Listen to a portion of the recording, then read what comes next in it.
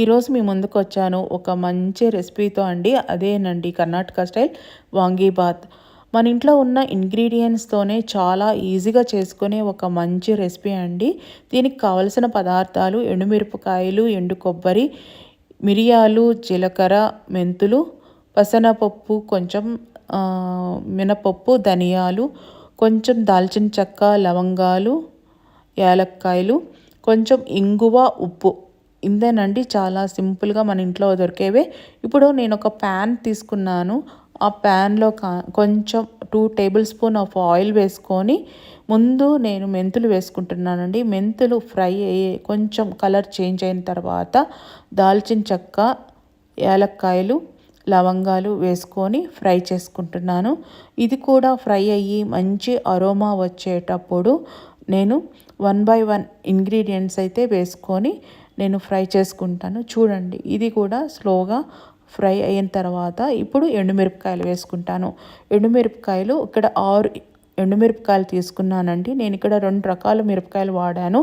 కారం తక్కువ తినేవాళ్ళు కారం తక్కువ ఉన్న మిరపకాయలను వాడుకోవచ్చు.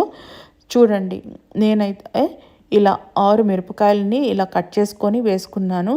మిక్సీలో వేసినప్పుడు మనకి కరెక్ట్గా మనకి బ్లెండ్ అవుతుందన్నమాట. అందుకని నేను ఇట్లా కట్ చేసుకొని వేసుకున్నాను.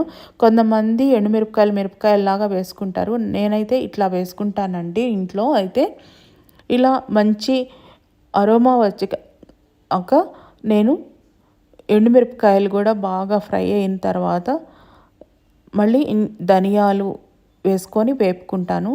చూడండి, ఎండుమిరపకాయలు కూడా అయినాయి కదా. ఇప్పుడు నేను ధనియాలు ఇక్కడ నేను 2 టేబుల్ స్పూన్ ఆఫ్ ధనియాలు వాడుకున్నానండి. నేను ఇక్కడ ఈ పౌడర్ని నేను 2 సార్లు వాడుకుంటాను ఇంట్లో. చూడండి, ఇట్లా స్లో టు మీడియం ఫ్లేమ్లోనే ఎప్పుడు కూడా మన కూరలు చేసుకోవాలండి.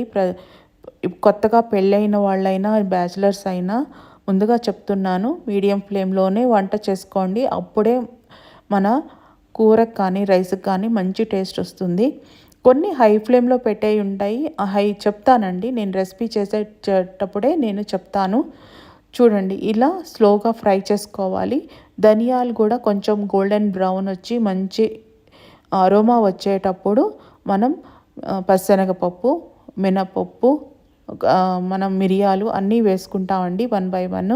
ఇక్కడ పచ్చెనపప్పు వేసుకున్నాను. ఇప్పుడు ఇది కూడా బాగా ఫ్రై అయిన తర్వాత మిరియాలు వేసుకుంటాను. మినపప్పు, జీలకర్ర, మిరియాలు అన్నీ వేసుకున్నానండి. ఇంకా ఇక్కడి నుంచి చాలా ఈజీగా తొందరగానే ఫ్రై అయిపోతుంది. ఎందుకంటే మన ప్యాన్ కొంచెం వేడెక్కి ఉంటుంది కాబట్టి మనకి నీట్గా 1 బై 1 వేసుకొని చక్కగా ఫ్రై చేసుకోవాలి. అన్నీ వేసినప్పుడు మంచి వాసన వస్తుందండి మీకు వేగినట్టు. ఇప్పుడు ఎండు కొబ్బరి కూడా వేసుకున్నాను. ఇది కూడా గోల్డెన్ బ్రౌన్ వచ్చేదాకా ఫ్రై చేసుకోవాలి. ఇట్లా ఫ్రై చేసుకున్నది చల్లార్చుకొని ఇప్పుడు మనం ఒక మిక్సీ జార్ తీసుకున్నాము. క్వాంటిటీ ఎంత ఉంటుందో నేనైతే ఈ పౌడర్ చిన్న జార్లోనే వేసుకుంటున్నానండి. నాకు కరెక్ట్గా ఎగ్జాక్ట్గా సరిపోతుంది. ఇప్పుడు నేను చల్లార్చుకున్న ఏవైతే ఫ్రై చేస్తున్నానో అవన్నీ ఈ మిక్సీ జార్లో వేసి కొంచెం ఈ టైంలో కొంచెం సాల్ట్ వేసి నేను పౌడర్ చేసుకుంటానన్నమాట. చాలా టేస్టీగా ఉంటుందండి. మనకు ఎంత రైస్ ఉంటుందో అంత రైస్కి మనం అంత పౌడర్ ఫస్ట్ అర్థం కాలేదంటే ఫస్ట్ ఒక 2 స్పూన్లు వేసుకొని రైస్ కలుపుకోండి. లేదు చాలేదంటే ఇంకొక స్పూన్ యాడ్ చేసుకోవచ్చు. మన పులిహోర ఎలా కలుపుకుంటామో అట్లానేనండి, చాలా ఈజీగా చేసుకోవచ్చు ఈ పౌడరు. చూడండి, ఇక్కడ నేను ప్యాన్ పెట్టుకున్నాను. ఇప్పుడు వాంగీబాత్ పౌడర్ చేసుకున్నాము. ఇప్పుడు రైస్ని ఎట్లా కలుపుకోవాలో చూపిస్తాను. ఇప్పుడు ప్యాన్లో ఆయిల్ వేసుకున్నాను. ఆయిల్ హీట్ అయిన తర్వాత ఆవాలు వేసుకుంటున్నాను. ఒక టేబుల్ స్పూన్ ఆఫ్ ఆయిల్ వేసుకొని కరివేపాకు, ఎండుమిరపకాయలు వేసుకుంటున్నాను. అవి కూడా బాగా ఫ్రై అయిన తర్వాత నేను క్యాప్సికమ్ వేస్తానండి. ఇక్కడ వాళ్ళు క్యాప్సికమ్ వేసుకుంటారు వాంగీబాత్లో. చూడు, ఇక్కడ క్యాప్సికమ్ వేసుకున్నాను. ఇక్కడ ఫ్రై అయ్యేటప్పుడు మనం కొంచెం పసుపు, టర్మరిక్ వేసుకుంటున్నాను. టర్మరిక్ వేసుకొని బాగా ఫ్రై చేయాలి. మనం ఎండుమిరపకాయలు వేసినప్పుడే టర్మరిక్ వేసుకోవచ్చు, లేదు అంటే తర్వాత అయినా వేసుకోవచ్చు. ఇక్కడ నేను జీడిపప్పు వేసానండి, క్రంచీనెస్ ఉండడానికని వేసుకున్నాను. ఇక్కడ మనకి ఎంత రైసో అంత మన వంకాయలు తీసుకోవాలి. ఇక్కడ తెల్ల వంకాయలు ఉంటే వేసుకోవచ్చు, నల్ల వంకాయలు వేసుకోవచ్చు. ఇక్కడ ఎక్కువ నల్ల వంకాయలు దొరుకుతాయి కాబట్టి నేను నల్ల వంకాయలని వాడానండి. ఇప్పుడు అది స్లో ఫ్లేమ్లో మనం ఫ్రై చేసుకోవాలి. కరుణెక్కుద్దేమోనని ఇక్కడ లైట్గా కొంచెం సాల్ట్ అయితే యాడ్ చేస్తున్నాను. వెజిటేబుల్స్కి ఎంత కావాలో అంత సాల్ట్ అయితే యాడ్ చేశాను. గుర్తుపెట్టుకోండి, పౌడర్లో కూడా మనం కొంచెం సాల్ట్ వేసుకున్నాము. సో ఇక్కడ మనం వెజిటేబుల్స్ ఎంత కావాలో అంతే వేసుకోవాలి. స్లోగా మనం ఇలా కలుపుకున్నాక మళ్ళీ బాగా ఫ్రై చేయాలి. ఫస్ట్ మనం వంకాయలు కొంచెం మెత్తబడాలన్నమాట. కొంచెం కుక్ అయితే స్మూత్ అవుతుంది.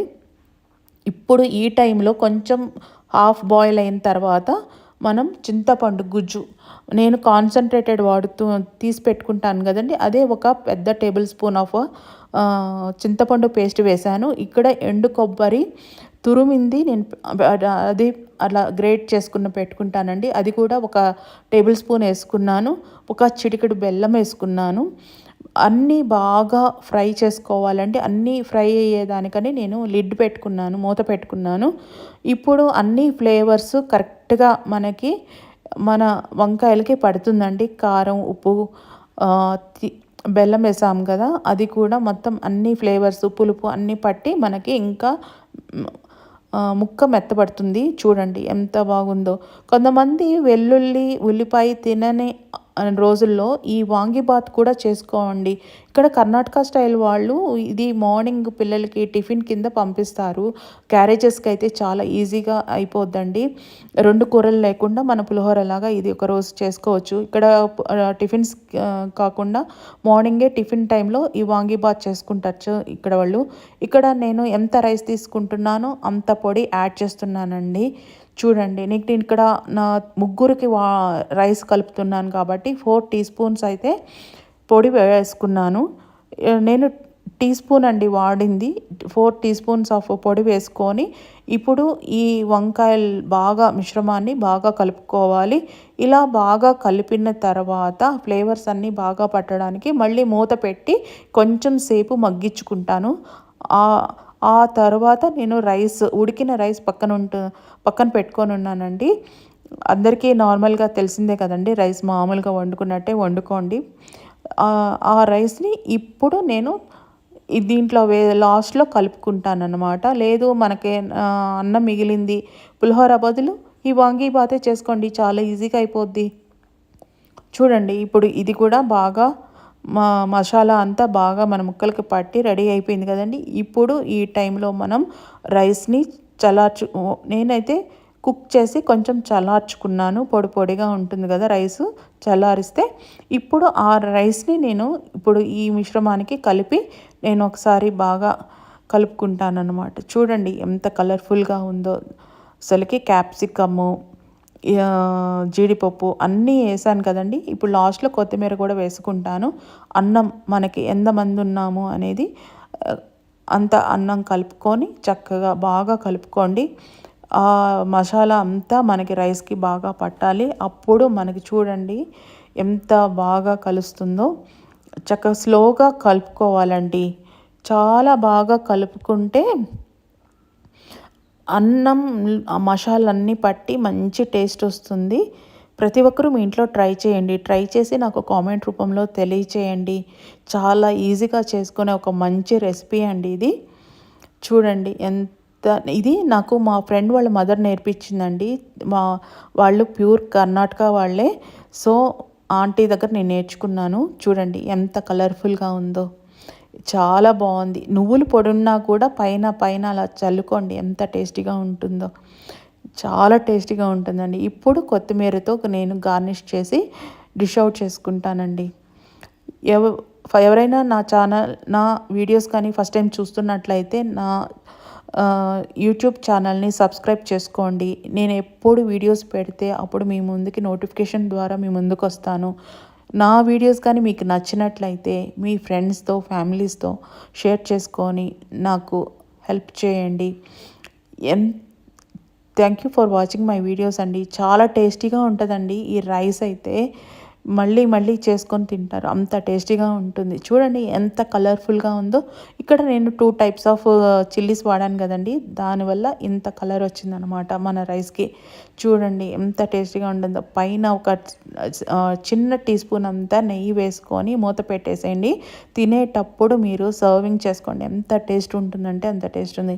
లేదు జీడిపప్పు నెయ్యిలో వేపి పైన వేసుకోండి, గార్నిష్ చేసుకోండి, అప్పుడు కూడా చాలా టేస్టీగా ఉంటుంది. ఇప్పుడు నేను డిష్ అవుట్ చేస్తున్నాను. చాలా టేస్టీగా ఉంటుందండి ఈ రైస్. చూడండి ఎంత బాగుందో. చూడండి ఎంత. నేను ఇప్పుడు డిష్ అవుట్ చేసి నేను తింటానండి. Thank you for watching my video. See you in the next video.